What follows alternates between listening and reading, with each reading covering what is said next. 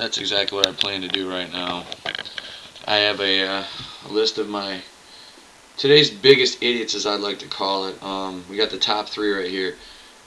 2 of which who have posted just wonderful defamatory comments on a couple of my videos. This gentleman right here, the Natural, watched my WrestleMania rant and proceeded to call me a fucking mark. Now, I looked at his page and, I put a lot of time into mine, a lot of work making my videos and whatnot. It makes me laugh because I guess because I'm a WWE fan, I'm a mark. No, I just happen to enjoy. I agree. WWE's taken a bad backslide in the last couple of years after taking WCW, putting them out of business, and then ECW and turning it into a complete joke.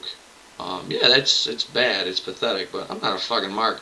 I was fortunate enough to go to WrestleMania 23, and I will admit, if I was to sit home and watch a show on pay-per-view, I probably wouldn't have enjoyed it as much as seeing it live. But seeing it live, just being part of that was absolutely fantastic. So, you can just take that comment and do whatever you want with it. I mean, it's just kind of amusing. And then Jeremy TNA, obviously the name says it all, what he's a fan of. So he's another guy. I mean, go check out his channel. He's put a lot of work into that too. Member for almost a year. No videos and maybe 6 comments.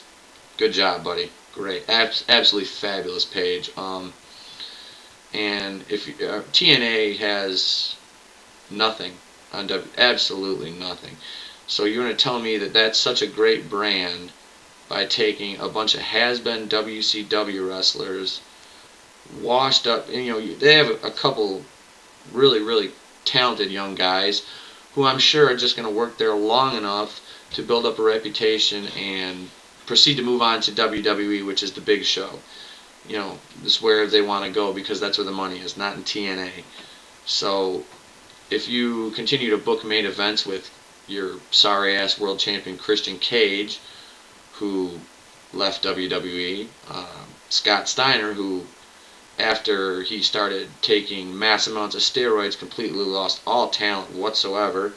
The only person I really have a lot of respect for in TNA, 2 actually, number 1, Kurt Angle, and number 2, Sting, just for staying around so long. But even Sting's just kind of, just let go of that last shred you have and just retire, please, because you're nothing. And number 3 on the list, of course, Don Imus, who, glad to see him get fired.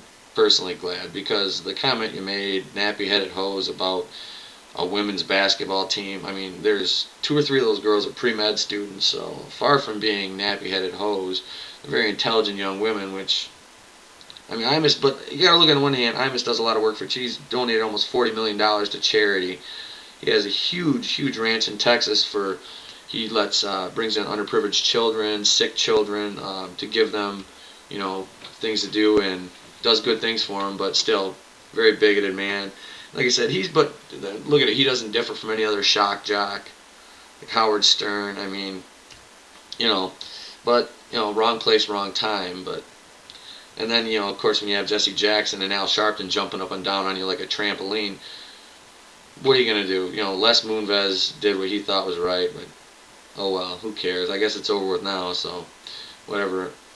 Just thought it was funny. But I would like to say that we have there's one man in America and one man only who can differentiate the difference between a woman and a nappy-headed hoe, and that would be this gentleman right here.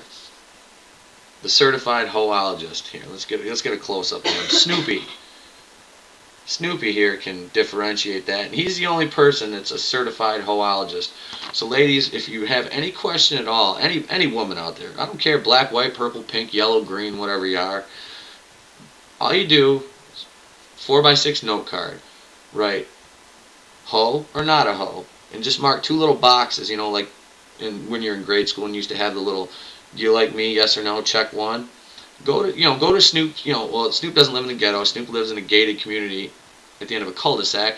So ring the little buzzer, and maybe his security will let, just have him come down to the gate, and just have him check a box for you, and he'll let you know if you're a hoe or not. On that note, that's it. That's all I got today. I just thought I'd clear that up for you, and once again, we'll here's the top 3 today's biggest idiots. Yeah, that's all I got. So, folks, thank you.